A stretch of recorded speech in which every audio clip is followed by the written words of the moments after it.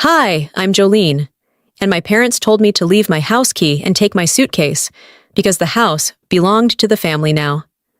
They packed my things, changed the locks, and replaced every trace of me with their own.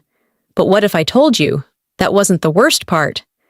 What if the real betrayal didn't start at the dinner table, but years earlier with small lies, subtle manipulation, and a plan so calculated it made me question every memory I thought was mine? Why would a family steal a home from their own daughter, then try to erase her like she never existed? The casserole had barely begun to cool when I stepped back from the stove, wiping my hands on a towel that still smelled like last summer's lavender. I'd been up since 6, scrubbing, folding, arranging, maybe overdoing it. But I wanted it to be right. My first real dinner as a homeowner. My first time hosting the people who'd never really believed I could stand on my own. The table was set with Grandma's old china, the faded blue rims giving it that perfect touch of nostalgia. I had name cards too. Not fancy, just printed and laminated at work.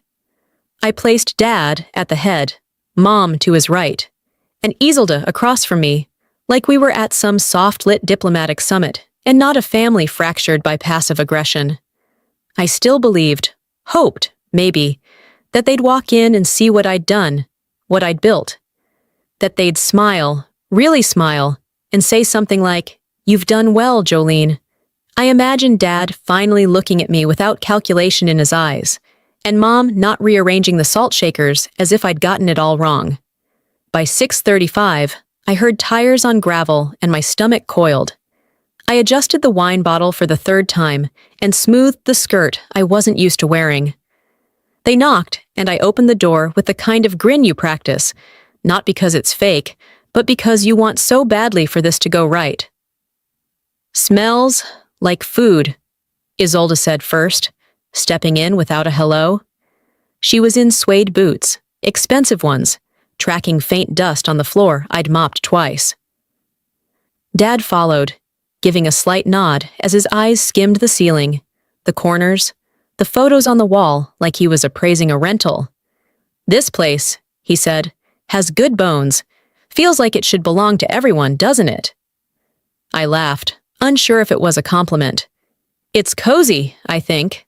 Mom walked in last, silent, her fingers grazing the mantel, where I'd placed a framed picture of us from when I was 10, before things started feeling conditional. We sat down. The salad was untouched.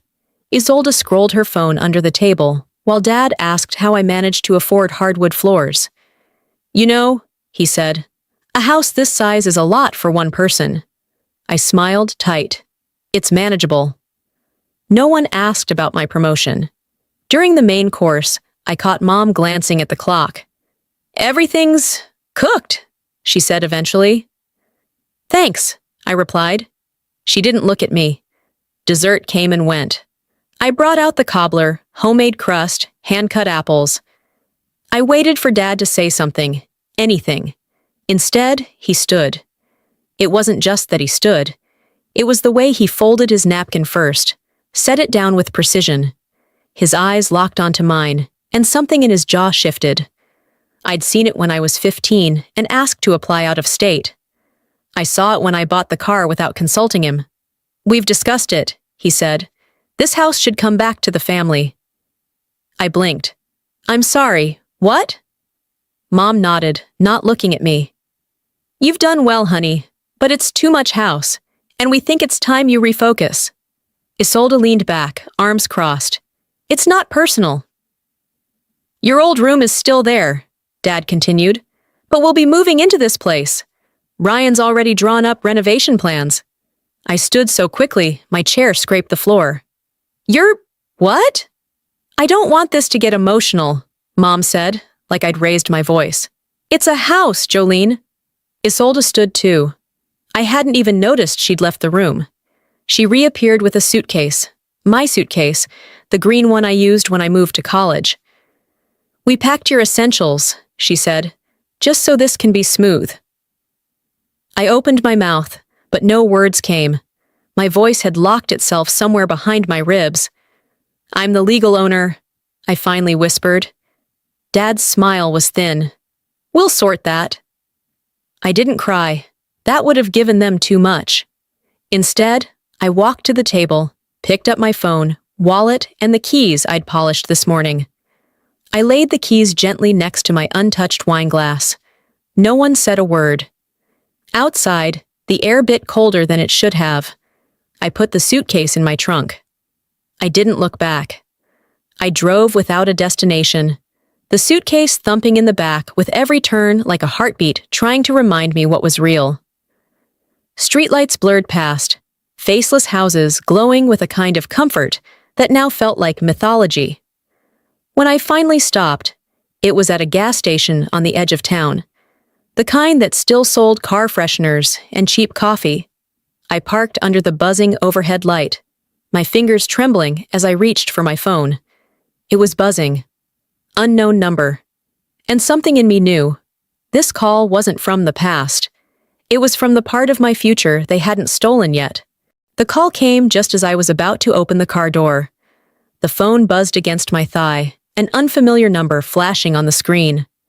My thumb hovered before I answered, my voice low, flat. "This is Jolene." "Ms. Shipman, this is Alexis from Midwestern Bank's mortgage department," said a voice too chipper for a Sunday morning. "I'm calling to confirm some recent changes requested on your account." My stomach tightened. "What kind of changes?" "There was a request to add co-owners to your mortgage and to update the primary contact details. We flagged it because it didn't come through the secure portal, and the information seemed inconsistent." I turned fully toward the windshield, one hand gripping the steering wheel, though the engine was off. "I didn't authorize any changes. I haven't shared access with anyone." A pause. "That's what we thought. You are still listed as the sole legal owner. No co-owners, no power of attorney, nothing shared. We've locked the account for now and logged the attempted change." I swallowed hard. "Do you have the names they used?" "Vernon and Marla Shipman." It wasn't the names that shocked me. It was how unsurprised I felt hearing them. "Thank you for calling," I said, voice steady now. "Please send me documentation." "Of course. And Ms. Shipman, I'm sorry." I ended the call and sat in the quiet. The gas station lights hummed above me, neon buzzing like a bug zapper. I didn't cry. I didn't scream. But something shifted, quiet, like a pin falling in a cavern. I pulled out onto the road and drove. By the time I reached the familiar curve leading into my neighborhood, the sun had fully broken through the clouds, washing everything in a soft gold that felt like mockery. I slowed when I approached my driveway. My key didn't fit. I tried again. No give. I stepped back and looked up. Curtains had changed. A potted plant I hadn't bought now sat on the porch. Then the door opened. A woman I'd never seen stood there, maybe early 20s, wearing joggers and a hoodie that wasn't hers. "You Jolene?" she asked. I nodded slowly. "This is my house." She tilted her head, unimpressed. "I was told you wouldn't be coming back." I stared. "Told by who?" "Marla and Vernon. They said you had some instability, that you left voluntarily." My jaw clenched, but I didn't argue. I didn't want to give her the show she'd probably been briefed to expect. Behind her, I caught a glimpse of the hallway, my hallway. The rug was gone. The picture frames on the wall had changed. My home had been dressed in someone else's clothes. "I'm going to need you to leave now," she added. I stepped away from the door without a word. My heels clicked against the concrete as I walked to the car, each step trying not to tremble. As I buckled my seatbelt, a neighbor strolled by with her dog. "Morning, Jolene," she said, like nothing was out of place, like she hadn't just seen me shut out of my own life. I managed a nod. Nothing more. Driving away, the silence inside the car felt crushing. The air was thick, like I'd stepped out of reality and into a story where I was the only one who didn't know the ending. I didn't go home. I couldn't. Instead, I drove across town and parked outside Nora's building. She was my closest friend, and if I was being honest, my only friend left who didn't come with terms and conditions. I didn't go in. I just sat in the car, letting the weight of it all settle into my shoulders like wet cement. What would I say? That my family had changed the locks, installed a stranger, and erased me while smiling over dinner. It was after dark when Nora found me still parked, wrapped in the same silence I'd left the house with. She didn't scold. She just opened the passenger door, slid in beside me, and sat. "I need to grab a few things," I said eventually, "from what used to be my home." She nodded once. "Let's go." The drive back was quiet. The stranger was gone now, and the porch light was off. Nora stood by the walkway while I tried to peer through a crack in the blinds. Inside, the living room was lit, and someone was moving furniture. Framed photos lined the mantel, none of them mine. A porch light flicked on next door, and an older man in a windbreaker stepped out. "You Jolene?" "I am." He looked down the street, then back at me. "They've been in and out for weeks, always while you were gone. Figured it wasn't my place to say." Nora turned to me, her voice like cold steel. "You need to get a lawyer, tonight." Nora poured coffee into a chipped ceramic mug I remembered from her first apartment. She didn't say much, just set it in front of me and sat down across the table. The silence stretched between us, not awkward, not heavy, just waiting for me to fill it. I stared at the mug, tracing the little crack in the glaze with my eyes like it could somehow anchor me. "They didn't just push you out," she said finally. "They planned it." I nodded once. "The neighbors said they'd been in and out. Weeks." Nora folded her hands. "This isn't miscommunication, Jolene. This was organized."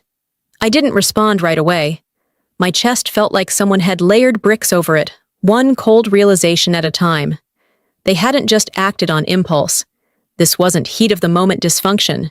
They had a blueprint, and I'd walked straight into it, casserole and all. "I want a lawyer," I said. My voice didn't waver. "Someone who deals with this kind of thing, who's seen families pretend love while plotting theft." Nora's eyes softened, just briefly. "I know someone." It wasn't until I was alone in her guest room, laying on top of the covers in jeans and a hoodie, that the memory returned. Unbidden, clear. I was 22, still in college. I'd come home for a weekend to get some paperwork notarized, and I'd passed by the den. The door was cracked. I wasn't eavesdropping, not on purpose, but I heard my name. "She'll sign," my dad had said. "Once she does, it's ours to manage." Isolde's laugh followed.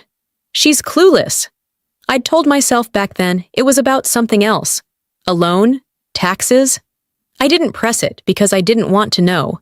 I didn't want to believe they saw me as a tool, not a daughter. But now, laying there in the dim light of Nora's guest lamp, I realized that moment wasn't the beginning.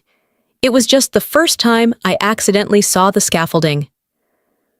The next morning, we met Barbara Herrera at a small office downtown. Her handshake was dry, firm, her voice clipped but not unkind. She listened as Nora explained the situation, glancing at me now and then as if assessing how far I'd let things go before snapping. "You're not the first," she said simply. "People think real estate theft only happens between strangers. It doesn't. The worst of it happens between people with matching last names." I signed the initial paperwork. She outlined next steps. Document everything. Don't engage emotionally. Forward all communication. Secure your records. It felt clinical, procedural. And yet, in a strange way, it steadied me. For the first time in days, I felt like I was doing something more than surviving. Later that night, Nora sat beside me as I logged into my cloud storage. Years ago, I'd installed cameras inside the house for safety. Motion-triggered, backed up automatically. I hadn't looked at them since I moved in. But now, Marla, sorting through the drawers in my office, her face calm, methodical. Isolde, holding one of my photo frames, removing the picture, slipping in one of her and Dad. Vernon sitting at my desk, typing something, then leaning back like he was testing the chair for size. They looked comfortable, like they'd been there a while, like I'd interrupted them. "I didn't leave," I said out loud. They were already moving in. My absence just made it official.